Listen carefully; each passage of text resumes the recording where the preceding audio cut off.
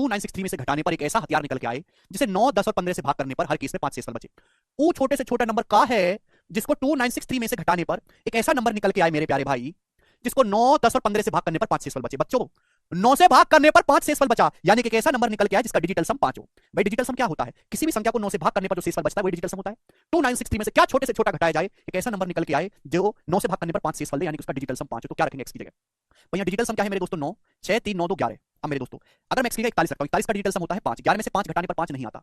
7, 8, 15, 15 का मतलब मेरे दोस्तों होता है 6, 7, 8, 15, 15 का मतलब डिजिटल सम 6, 11 में से 6 घटाने पर 5 आता है।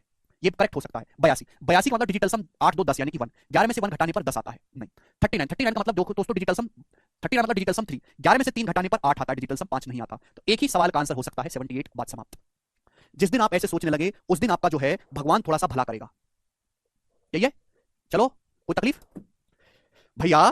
चलो ध्यान से सुनिएगा मेरे प्यारे भाई, और थोड़ा डिटेल में एलिब्रेट करता हूं कि आंसर जो है वो ऐसा ऑप्शन होना चाहिए जिसको 2963 में से घटाने पर डिजिटल सम मेरे प्यारे 5 आए। 41 का डिजिटल सम 5 होता है, 78 का डिजिटल सम 6, 8, 7, 15, 15 के अंकों फिर से जोड़ दो 6, 8, 2, 10, 10 का डिजिटल सम 1, इसका डिजिटल सम है 3।